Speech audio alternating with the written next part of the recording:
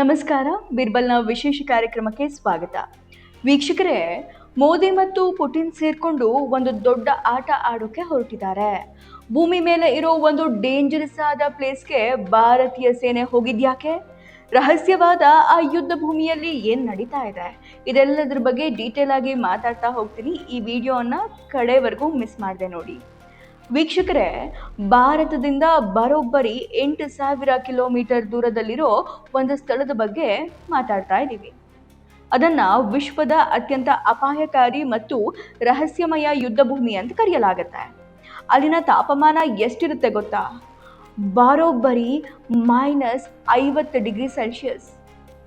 ಇಂತಹ ಕೊರೆಯುವ ಚಳಿಯಲ್ಲಿ ಮಂಜುಗಡ್ಡೆಯ ಸಾಮ್ರಾಜ್ಯದಲ್ಲಿ ರಷ್ಯಾದ ಅಧ್ಯಕ್ಷ ವ್ಲಾದಿಮಿರ್ ಪುಟಿನ್ ಅವರು ಭಾರತದ ಎಂಟ್ರಿ ಮಾಡಿಸಿದ್ದಾರೆ. ಇದು ಕೇವಲ ಸೌಜನ್ಯದ ಆಹ್ವಾನ ಅಲ್ಲ, ಬದಲಾಗಿ ಜಗತ್ತಿನ ಅತಿ ದೊಡ್ಡ ಸೂಪರ್ ಪವರ್ಗಳು ಮೌನವಾಗಿ ಸಿದ್ಧಪಡಿಸ್ತಾ ಇರುವ ಭವಿಷ್ಯದ ಯುದ್ಧದ ತಾಲೀಮು. ಹಾಗಾದ್ರೆ ಪುಟಿನ್ ಮತ್ತು ಮೋದಿ ಅವರು ಅಲ್ಲಿ ಆಡ್ತಿರುವ ಆ ದೊಡ್ಡ ಆಟ ಏನು? ಭಾರತದ ಸೇನೆ ಅಲ್ಲಿಗೆ ಹೋಗ್ತಿರೋದು ಯಾಕೆ? ಇದರ ಹಿಂದೆ ಅಡಗಿರುವ ಟ್ರಿಲಿಯನ್ ಗಟ್ಟಲೆ ಡಾಲರ್ ಸಂಪತ್ತಿನ ರಹಸ್ಯ ಏನು? ಇಂದಿನ ಈ ವಿಡಿಯೋದಲ್ಲಿ ನಾವು ಭಾರತ ಮತ್ತು ರಷ್ಯಾದ ಸ್ಟ್ರಾಟಜಿಕ್ ಪವರ್ ಪ್ಲೇ ಬಗ್ಗೆ ಸಂಪೂರ್ಣ ಮಾಹಿತಿಯನ್ನ ನೀಡ್ತೀವಿ. ನೋಡಿ, ಈ ಆರ್ಕ್ಟಿಕ್ ವಲಯವನ್ನ ರಹಸ್ಯಮಯವಾದ ಜಗತ್ತು ಅಂತ ಕರೀತಾರೆ. ಇಲ್ಲಿ ಕಿಲೋಮೀಟರ್ಗಳಷ್ಟು ದಪ್ಪವಾಗಿರುವ ಮಂಜುಗಡ್ಡೆಯ ಪದ್ರ ಇದೆ. ಆದ್ರೆ ಜಾಗತಿಕ ತಾಪಮಾನ ಏರಿಕೆಯಿಂದ ಈ ಪ್ರಾಚೀನ ಮಂಜುಗಡ್ಡೆ ವೇಗವಾಗಿ ಕರಗ್ತಾ ಇದೆ. ಈ ಮಂಜುಗಡ್ಡೆ ಕರಗದಂತೆಲ್ಲ ಅದರ ಅಡಿಯಲ್ಲಿ ಅಡಗಿರುವ ಅಗಾಧವಾದ ಸಂಪತ್ತು ಹೊರಬರ್ತಾ ಇದೆ. ನಾವು ಯಾವುದ್ರ ಬಗ್ಗೆ ಮಾತಾಡ್ತಿದೀವಿ ಗೊತ್ತಾ? ಇಲ್ಲಿ ಟ್ರಿಲಿಯನ್ ಗಟ್ಟಲೆ ಡಾಲರ್ ಮೌಲ್ಯದ ತೈಲ, ನೈಸರ್ಗಿಕ ಅನಿಲ ಮತ್ತು ಅಪರೂಪದ ಖನಿಜಗಳು ಅಡಗಿವೆ. ಅಂದ್ರೆ ರೇರ್ ಅರ್ತ್ ಮಿನರಲ್ಸ್. ಇದುವರೆಗೂ ಯಾರೂ ಮುಟ್ಟದ ಈ ಖಜಾನೆಯನ್ನ ತನ್ನದಾಗಿಸಿಕೊಳ್ಳೋಕೆ ಅಮೆರಿಕ, ಚೀನಾ ಮತ್ತು ಯುರೋಪಿಯನ್ ಒಕ್ಕೂಟದಂತಹ ದೇಶಗಳು ಹಪಹಪಿಸ್ತಾ ಇವೆ. ಆದ್ರೆ ರಷ್ಯಾ ಈ ಪ್ರದೇಶದ ಮೇಲೆ ಸಿಂಹಪಾಲನ್ನ ಹೊಂದಿದೆ. ಪುಟಿನ್ ಅವರು ಈ ಪ್ರದೇಶದೊಳಗೆ ಪ್ರವೇಶಿಸೋಕೆ ಯಾರಿಗೂ ಅನುಮತಿಯನ್ನ ನೀಡ್ತಾ ಇರಲಿಲ್ಲ. ಆದ್ರೆ ಈಗ ಅವರು ಭಾರತವನ್ನ ಆತ್ಮೀಯವಾಗಿ ಆಹ್ವಾನ ಮಾಡಿದ್ದಾರೆ. ಬನ್ನಿ ಮೋದಿಜಿ, ನಾವಿಬ್ರು ಸೇರಿ ಈ ಸಂಪತ್ತನ್ನ ಹೊರತೆಗೆಯೋಣ ಅನ್ನೋ ಮೆಸೇಜ್ ಅನ್ನ ಪುಟಿನ್ ಅವರು ಕೊಟ್ಟಿದ್ದಾರೆ. ಆರ್ಕ್ಟಿಕ್ ಕೇವಲ ಖನಿಜಗಳ ಗಣಿಯಲ್ಲ, ಬದಲಾಗಿ ಇದು ಭವಿಷ್ಯದ ವ್ಯಾಪಾರದ ಹೆದ್ದಾರಿಯೂ ಹೌದು. ರಷ್ಯಾ ಇಲ್ಲಿ ನಾರ್ದರ್ನ್ ಸೀ ರೂಟ್ ಎಂಬ ಹೊಸ ಶಿಪ್ಪಿಂಗ್ ಮಾರ್ಗವನ್ನ ತೆರೆಯೋಕೆ ಶ್ರಮಿಸ್ತಾ ಇದೆ. ಇದನ್ನ ಟ್ರಾನ್ಸ್ಪೋಲಾರ್ ಸೀ ರೂಟ್ ಅಂತ ಕೂಡ ಕರೆಯಲಾಗುತ್ತೆ. ಈ ಮಾರ್ಗದ ಮೇಲೆ ನಿಯಂತ್ರಣವನ್ನ ಸಾಧಿಸಿದವರು ಇಡೀ ಜಗತ್ತಿನ ವ್ಯಾಪಾರವನ್ನ ನಿಯಂತ್ರಣ ಮಾಡಬಹುದು. ಹಿಂದೆ ಡೊನಾಲ್ಡ್ ಟ್ರಂಪ್ ಅವರು ಗ್ರೀನ್ಲ್ಯಾಂಡ್ ಅನ್ನ ಖರೀದಿಸುವ ಪ್ರಸ್ತಾಪ ಇಟ್ಟಿದ್ರು. ಯಾಕೆ ಗೊತ್ತಾ? ಅಮೆರಿಕಕ್ಕೆ ಈ ವ್ಯಾಪಾರ ಮಾರ್ಗದ ಮೇಲೆ ಹಿಡಿತ ಬೇಕಿತ್ತು. ಆದ್ರೆ ರಷ್ಯಾ ಈಗ ಭಾರತದ ಜೊತೆಗೂಡಿ ಈ ಮಾರ್ಗವನ್ನ ಕಾರ್ಯಗತಗೊಳಿಸೋಕೆ ನಿರ್ಧಾರ ಮಾಡಿದೆ.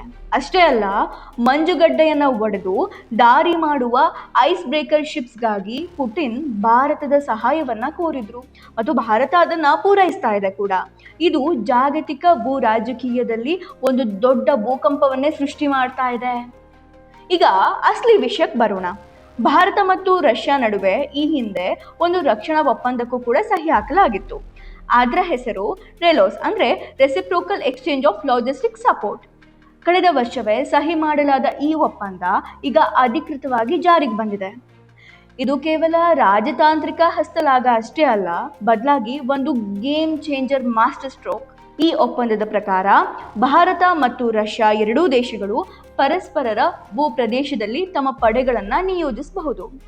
ಸಾಮಾನ್ಯವಾಗಿ ಒಂದು ದೇಶದ 3,000ಕ್ಕೂ ಹೆಚ್ಚು ಎಲೈಟ್ ಸೈನಿಕರು ಇನ್ನೊಂದು ದೇಶದಲ್ಲಿ ನಿಯೋಜನೆಯಾಗೋದು ಅಪರೂಪ. ಆದರೆ ಇಲ್ಲಿ ಅದು ಸಾಧ್ಯ ಆಗ್ತಾ ಇದೆ. ರಷ್ಯಾ ತನ್ನ ಅತ್ಯಾಧುನಿಕ Su-57 ಫೈಟರ್ ಜೆಟ್ಗಳನ್ನ ಭಾರತದಲ್ಲಿ ಇರಿಸೋಕೆ ಆಫರ್ ನೀಡಿದೆ. ಅಷ್ಟೇ ಅಲ್ಲ, ರಷ್ಯಾದ ಭಾರಿ ಶಸ್ತ್ರಜಿತ ಯುದ್ಧ ನೌಕೆಗಳು ಭಾರತಕ್ಕೆ ಬರಲಿವೆ ಮತ್ತು ಭಾರತದ ಯುದ್ಧ ನೌಕೆಗಳು ಆರ್ಕ್ಟಿಕ್ ವಲಯದಲ್ಲಿ ನಿಯೋಜನೆಯಾಗಲಿವೆ. ಇನ್ನು ಇಲ್ಲಿ ದೊಡ್ಡ ಪ್ರಶ್ನೆ ಮೂಡೋದು ಏನಂದ್ರೆ, ರಷ್ಯಾಗೆ ಅತಿ ಹತ್ತಿರದಲ್ಲಿ ಚೀನಾ ಇದೆ. ಚೀನಾಕ್ಕೆ ಆರ್ಕ್ಟಿಕ್ ಮೇಲೆ ಕಣ್ಣಿದೆ. ಆದರೂ ರಷ್ಯಾ ಚೀನಾವನ್ನ ಬಿಟ್ಟು ಭಾರತವನ್ನ ಯಾಕೆ ಆರಿಸ್ಕೊಳ್ತು ಅಂತ. ಇದಕ್ಕೆ ಉತ್ತರ ನಂಬಿಕೆ. ರಷ್ಯಾಕ್ಕೆ ಚೀನಾದ ಮೇಲೆ ಇರೋ ನಂಬಿಕೆ ಶೂನ್ಯ, ಝೀರೋ.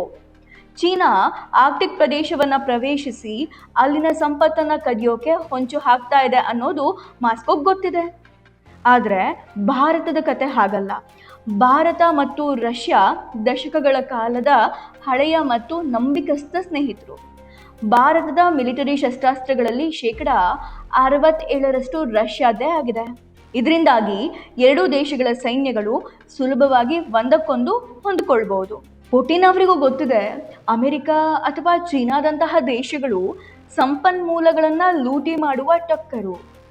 ಅಂತಹ ಸಂದರ್ಭದಲ್ಲಿ ತೈಲ ಮತ್ತು ಅನಿಲದ ಈ ಹೊಸ ಚಿನ್ನದ ಗಣಿಯನ್ನ ರಕ್ಷಣೆ ಮಾಡ್ಕೊಳ್ಳೋಕೆ ಮತ್ತು ಬಳಸೋಕೆ ಭಾರತದಂತಹ ಪ್ರಾಮಾಣಿಕ ಪಾಲುದಾರರು ಅತ್ಯಗತ್ಯವಾಗಿ ಬೇಕು ಅಂತ. ಅದಕ್ಕಾಗಿಯೇ ಭಾರತದ ಸೈನಿಕರಿಗೆ ಆರ್ಟಿಕ್ನ ಉನ್ನತ ಮಿಲಿಟರಿ ನೆಲೆಗಳಿಗೆ ಪ್ರವೇಶ ನೀಡಲಾಗ್ತಾ ಇದೆ.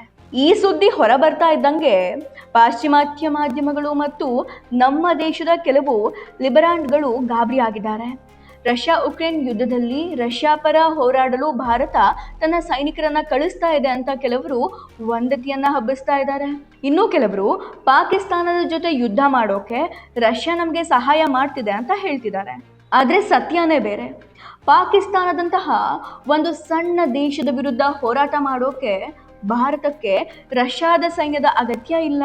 ಆದರೆ ಆ ಬೀದಿ ನಾಯಿಗೆ ಪಟ್ಟ ಹಾಕಿ ಹತೋಟಿಯಲ್ಲಿ ಇಟ್ಕೊಳ್ಳೋಕೆ ನಾವು ಒಬ್ಬರೇ ಸಾಕು. ಇದನ್ನ ನಾವು ಹಲವಾರು ವರ್ಷಗಳಿಂದ ಮಾಡ್ತಾ ಬಂದಿದ್ದೀವಿ. ಈ ರೋಲೋಸ್ ಒಪ್ಪಂದ ಕೇವಲ ಪಾಕಿಸ್ತಾನ ಅಥವಾ ಉಕ್ರೇನ್ ವಿಷಯಕ್ಕಾಗಿ ಸೀಮಿತವಾಗಿಲ್ಲ. ಇದು ಭವಿಷ್ಯದ ಅಗಾಧ ಸಂಪತ್ತನ್ನ ಹೊರತೆಗೆಯೋ ಮತ್ತು ಜಾಗತಿಕ ಮಾರುಕಟ್ಟೆಯನ್ನ ನಿಯಂತ್ರಿಸುವ ಒಂದು ದೊಡ್ಡ ಯೋಜನೆ. ಈ ಕಾರ್ಯತಂತ್ರದ ಪಾಲುದಾರಿಕೆಯಿಂದ ಭಾರತಕ್ಕೇನು ಸಿಗುತ್ತೆ ಅಂತ ನೋಡೋದಾದ್ರೆ, ಒಂದು ಸಂಪನ್ಮೂಲಗಳ ಪ್ರವೇಶ. ಆರ್ಟಿಕ್ನಲ್ಲಿರುವ ಅಗಾಧ ತೈಲ ಮತ್ತು ಖನಿಜಗಳ ಮೇಲೆ ಭಾರತಕ್ಕೆ ಹಕ್ಕು ಸಿಗುತ್ತೆ. ಇನ್ನೊಂದು ಮಿಲಿಟರಿ ತಂತ್ರಜ್ಞಾನ. ರಷ್ಯಾದ ಉನ್ನತ ಮಿಲಿಟರಿ ತಂತ್ರಜ್ಞಾನದ ಲಾಭ ಭಾರತಕ್ಕೆ ಸಿಗುತ್ತೆ. ಹಾಗೆ ಮೂರನೇದಾಗಿ ನೆಲೆಗಳ ಪ್ರವೇಶ. ರಷ್ಯಾದ 40ಕ್ಕೂ ಹೆಚ್ಚು ಮಿಲಿಟರಿ ನೆಲೆಗಳನ್ನು ಭಾರತ ಬಳಸ್ಕೊಳ್ಬಹುದು. ವಿಶೇಷವಾಗಿ ಮರ್ಮಂಗ್ಸ್ ನೌಕಾ ನೆಲೆಯಲ್ಲಿ ಭಾರತದ ಸೈನಿಕರು ಮತ್ತು ಯುದ್ಧ ನೌಕೆಗಳು ಕಾರ್ಯಾಚರಣೆ ನಡೆಸಲಿವೆ. ಹೊಸ ಪವರ್ ಬ್ಲಾಕ್. ಭಾರತ ಈಗ ಯಾವುದೇ ಬಣಕ್ಕೆ ಸೇರ್ತಾ ಇಲ್ಲ. ಬದಲಾಗಿ ಭಾರತ ತನ್ನದೇ ಆದ ಒಂದು ಶಕ್ತಿಯ ಕೇಂದ್ರವಾಗಿ ಹೊರಹೊಮ್ತಾ ಇದೆ. ಅಮೆರಿಕದ ಒತ್ತಡಕ್ಕೆ ಮಣಿಯದೆ ತನ್ನ ರಾಷ್ಟ್ರದ ಹಿತಾಸಕ್ತಿಗಾಗಿ ಕೆಲಸ ಮಾಡುವ ಸ್ವತಂತ್ರ ವಿದೇಶಾಂಗ ನೀತಿಯನ್ನ ಭಾರತ ಹೊಂದಲಿದೆ. ಇಲ್ಲಿ ಭಾರತ ಮತ್ತು ರಷ್ಯಾ ಕೇವಲ ಒಂದು ಸಣ್ಣ ಅವಧಿಗೆ ಈ ಒಪ್ಪಂದವನ್ನ ಮಾಡಿಕೊಂಡಿಲ್ಲ. ಇದು 5 ವರ್ಷಗಳ ಒಪ್ಪಂದ ಆಗಿದ್ದು ಮುಂದಿನ 5 ವರ್ಷಗಳಿಗೆ ಇದು ತಾನಾಗೆ ವಿಸ್ತರಣೆಯಾಗುವಂತೆ ವಿನ್ಯಾಸಗೊಳಿಸಲಾಗಿದೆ. ಅಂದ್ರೆ ಮುಂದಿನ 10 ವರ್ಷಗಳ ಕಾಲ ಭಾರತ ಮತ್ತು ರಷ್ಯಾ ಒಟ್ಟಾಗಿ ಕೆಲಸ ಮಾಡುತ್ತೆ.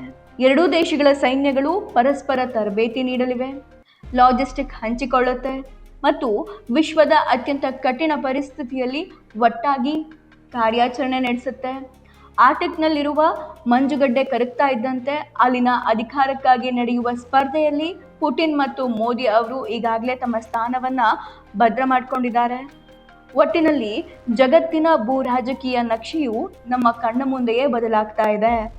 ಜಗತ್ತಿನ ದೊಡ್ಡ ಶಕ್ತಿಗಳು ಇನ್ನು ಯಾವ ಪ್ರದೇಶ ಯಾರಿಗೆ ಸೇರಬೇಕು ಅಂತ ಚರ್ಚೆ ಮಾಡ್ತಿರುವಾಗಲೇ ರಷ್ಯಾ ಮತ್ತು ಭಾರತ ತಮ್ಮ ಒಪ್ಪಂದವನ್ನ ಪೂರ್ಣಗೊಳಿಸಿವೆ. ನಮ್ಮ ಮಾಧ್ಯಮಗಳು ಯಾವುದೋ ಒಂದು ಕ್ಷುಲ್ಲಕ ವಿಚಾರಗಳ ಬಗ್ಗೆ ಚರ್ಚೆ ಮಾಡ್ತಾ ಇದ್ರೆ ಭಾರತ ಜಾಗತಿಕ ವೇದಿಕೆಯಲ್ಲಿ ಅತಿ ದೊಡ್ಡ ಮಾರ್ಷಲ್ ಸ್ಟ್ರೋಕ್ ನೀಡಿದೆ. ಭಾರತ ಈಗ ಕೇವಲ ಪ್ರಾದೇಶಿಕ ಶಕ್ತಿಯಾಗಿ ಉಳಿದಿಲ್ಲ, ಅದು ಜಾಗತಿಕ ಮಟ್ಟದ ಮಿಲಿಟರಿ ಮತ್ತು ತಂತ್ರಜ್ಞಾನದ ಶಕ್ತಿಯಾಗಿ ಬೆಳೀತಾ ಇದೆ. ಈ ಮಹತ್ವದ ಬೆಳವಣಿಗೆಯ ಬಗ್ಗೆ ನಿಮ್ಮ ಅಭಿಪ್ರಾಯ ಏನು ಅನ್ನೋದನ್ನ ಕಮೆಂಟ್ ಮಾಡಿ ತಿಳಿಸಿ. ಈ ವಿಡಿಯೋ ಇಷ್ಟ ಆದರೆ ಲೈಕ್ ಮಾಡಿ ಮತ್ತು ಶೇರ್ ಮಾಡಿ. ಜೈ ಹಿಂದ್.